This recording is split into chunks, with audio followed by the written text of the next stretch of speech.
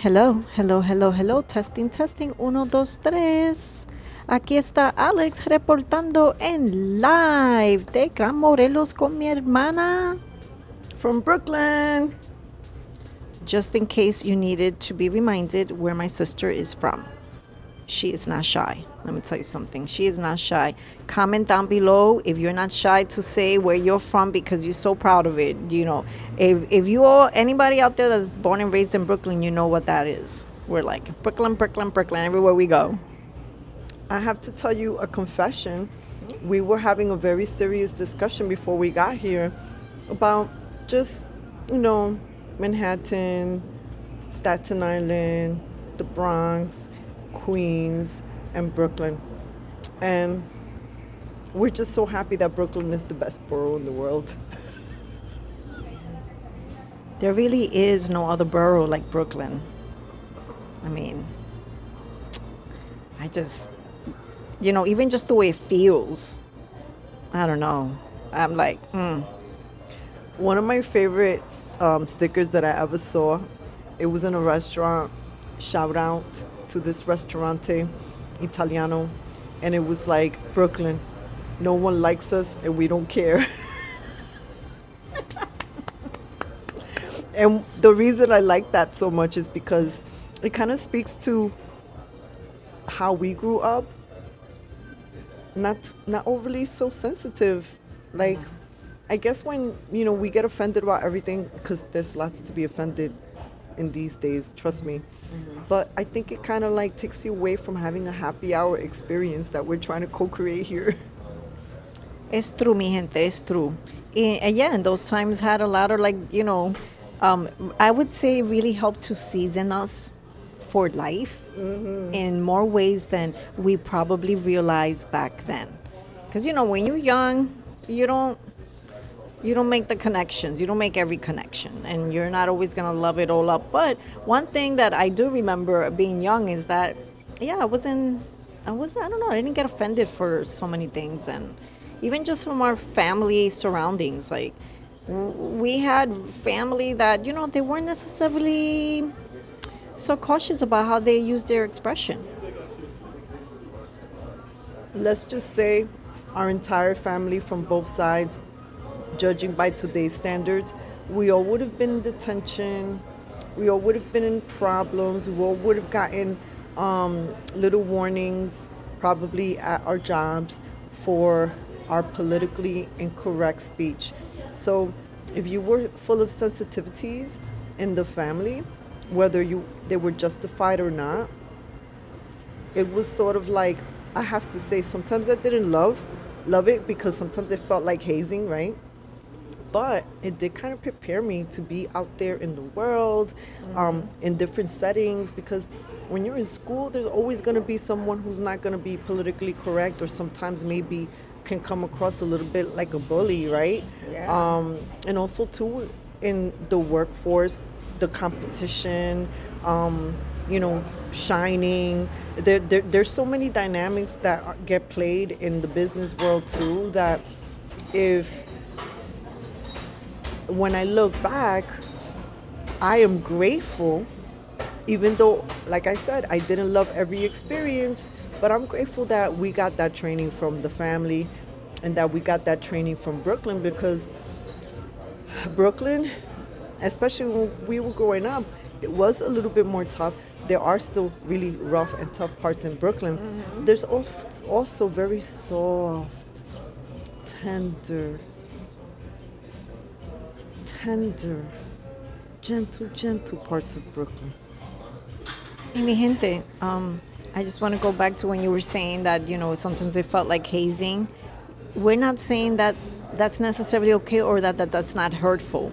Because, when she says experiencing moments where things felt like hazing, yeah, that's a real thing. A lot of people experience stuff like that with relatives, And while that's not easy to endure or take, there is something to be said about the muscle that sort of gets developed within you, whether that is that you toughen up in some way, whether that is that you sharpen the way you defend yourself, or the way you advocate, or the ways you navigate that situation. Because like my sister said, like, I don't even think it could be said enough. When you go into school, I'm sorry, kids are straight up mean, bully. They're not gonna give. Some people are gonna be like your brothers and sisters. They're gonna be family for life. But then there's also gonna be those kids that are gonna give two shits and will say anything. You know what I always laugh about?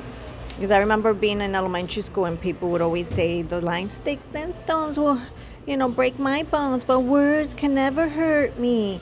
And as an adult, looking back at that, I laugh because I was like, that's the biggest lie. Yeah. I feel like tremendo that was bullshit. the biggest, propaganda we were ever given. Because when we think about the many ways, especially in today's society with modern technology, that words can literally destroy your life, livelihood, and emotions, and in it's just like a whole domino effect of things. It's actually quite humbling, and so no, more things could be very hurtful to you than just stick and stones. Words can do so as well. But going back to the fact that, yeah, in life, we're all going to be in situations where you're going to be, like she said, even it could be at work, like work, school, wherever, in the social scene. You will at some point bump into someone that's not going to be nice to you, who's going to give two shits about your feelings. What do you do? What do you do if you don't know, how to, first of all, release it, right? Because sometimes people, maybe in the moment you get off guard and you don't know how to respond. But then afterwards, you got to kind of figure out, how do I release that out of myself? How do I let it go? But hopefully you'll be seasoned enough that you can advocate for yourself when it does happen. But it is something that actually for the rest of our life, we're always going to be needing that muscle, Absolutely. It's a muscle that's important to have. In fact, if you look at the statistics, some employers are choosing to hire people. Maybe some of the young people are getting passed up for people maybe within our age group, because they want folks that have proven that they have a higher emotional capacity to, like, for example, if you're in, like, let's say we're here in a restaurant, being in the restaurants industry, it's not easy. Like, the people that we've spoken to throughout the years, who have served in many different roles within a restaurant, when a customer comes in, sometimes one cranky customer can mess up the vibe for everyone. It's not an easy job, but imagine if your job is to be the representative, right? Your waitress or server, you're representing at that moment the restaurant. If a nasty ass customer comes up, the human in you might want to give that customer a piece of your mind. But then at that moment, the other aspect, right? The other little angel could be like, hello, you're representing a restaurant, how you behave and what you do, how you express yourself with that individual will represent, you will be representing the establishment, the restaurant. If you piss off one customer, they can go Yelp review, or if they have an influence, we've seen that many times, right? Where even big influencers who have a big following, they have many times with their following been responsible for taking down businesses because maybe they had one bad experience, whether it was warranted, on their side or not. But my point is, or our point is, that every day, in every way, whether it's in your family or work dynamic, office, you're always going to be surrounded by people that are going to speak a different language, use different words. They may have never even said anything wrong, but their presence might irritate you or your presence might irritate them, and you're like, I never did anything to this human being. What's going on? And yes, we don't advocate for bullying, but again, because of the times that we're living in right now, I am grateful that we had those tough lessons, that we learned them within the container of, let's say, the family. They weren't perfect. Sometimes, like you said, no one. If you feel like you're going through an experience, it almost feels like hazing, because people are having verbal outbursts or emotional tantrums. Those are not healthy situations. Our point is that look around you. We are not a healthy society in America. There's a lot of imbalance, there's a lot of sickness.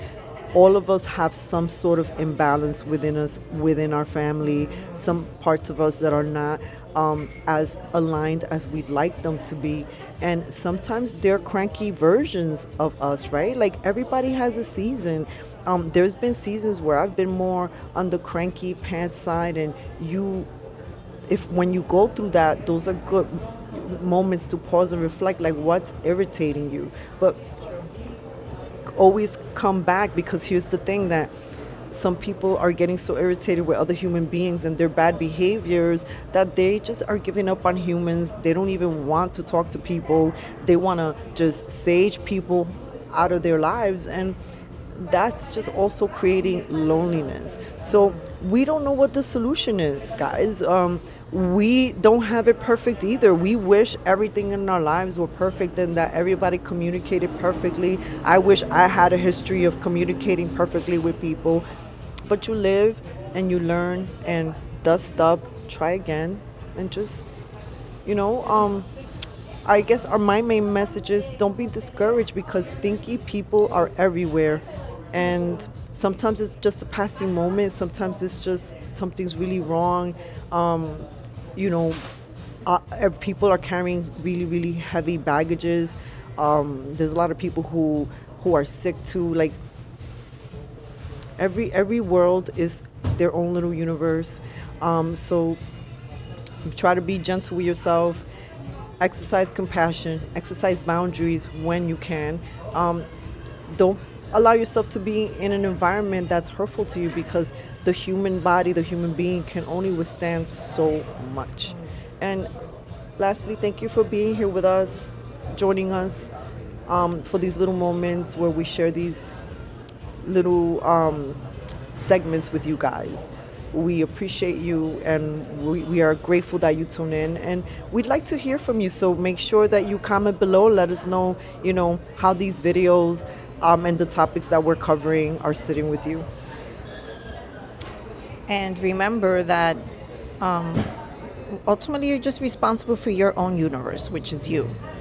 And that's where you start. We don't have, there's never going to be one answer, one solution for every challenge or situation or dynamic. And in a world where there's so much instability, so much chaos within and without, right? You got to start there within your universe, and ultimately that's the place we can control. And so, because retreating from the world and folks is also not a practical solution. Sometimes it is. Sometimes a great pause is great for everyone, but and too much of any one thing is never healthy or harmonious. Remember, it's not about balance per se, it's about harmony, right? Because everything's sort of like a dance in life. So, I would definitely recommend, my message to the community is, let's make sure you are constantly checking in with yourself. Real talk, what are the areas that maybe you need to strengthen, and start from that place. But like my sister said, with grace. Do it with that grace. The way you would give grace to someone else, family, friends, do so with yourself as well. And you should tell us what you're holding. This is a spray that I make. It's called Grace Spray. It's an affirmation spray, and you mist it up. You breathe it in. The intention is very simple. Just have a moment with yourself. Step into grace. Take a deep breath in and relax. This is a favorite of our botanical clients for so many reasons. Some people use it as an affirmation spray. Uh, the notes, right? It has a little bit of bay rum and florals, spices, a secret blend of little spicy scents and purified water. And it's made with love. And in a perfect size, mi gente. Carry perfect size to carry in your purse, to take with you to work. It's gentle enough, even in the aromatics, that you don't have to worry about interrupting anyone else's air quality, because we know folks sometimes can get sensitive. Yeah. It's a great one to keep in your car to refresh your own car. So it's you can work with it in multi ways. You could leave it, or you could leave it simply in your own altar at home or favorite little space. But I love that it's in a perfect size to travel with and just have in almost any place. Is very convenient, because the truth is that we all have moments throughout the day where a nice little refresher or mood shifter can be very shifting and very helpful. So you know how we're always recommending little self-care tips, not just but very importantly, practical, simple self-care tips that you can add to your lifestyle. This is one excellent way. So anyone interested in ordering one of these, what should we do? Tell the community. Send us a direct message or an email to the Perez Sisters NYC@gmail.com. And it's available for pickup. We're here also on Wednesdays, so if any of you are gonna come down and you'd like Rob, make sure you pack a bottle for me. Let us know so we can make sure that we always have enough. And each bottle is $10, and it comes with a little amethyst crystal inside. And amethyst has a beautiful protective energy as well. And a couple of ways that people use it. Some people like to mist their little pillows, or if, let's say, some testimonials have been, I'm in the subway, some funky vibe has passed me, and then you can mist a little bit on your person. Again, it's like a refresher, like a little, almost, I don't know, like a refreshing moment with yourself. But it can also help shift a vibe when you're not feeling the vibe around you. And the reason I said subway is that sometimes there's some funky energy that pops up in the subway, and then if you're empathic, you might start feeling that. This is like, if you carry in your purse or your bag a little mist, take a deep breath in, remember that God is with you, that you're protected. Remember that grace walks with you. And hopefully this can, a little breath at a time can help shift, and let us know how you like it. It's made with, like I already said, yeah. And mi gente, also friendly reminder, if you're not into sprays or it makes a great gift. We all know someone who is. So if you're not that person, but you still want to be supportive, entrepreneurs, that it can be given as a gift as well to that person in your life that would appreciate it. And even, just regardless, I'm a big believer in, if you're going to give presents, give them with intention, give gifts of healing. And this is like a great little thoughtful gift to give to someone that you love in your life, or honestly a coworker, just someone that you think could be a useful addition to their life. Thank you, guys. Ciao, and thank you again for tuning into the sisters. We'll see you soon.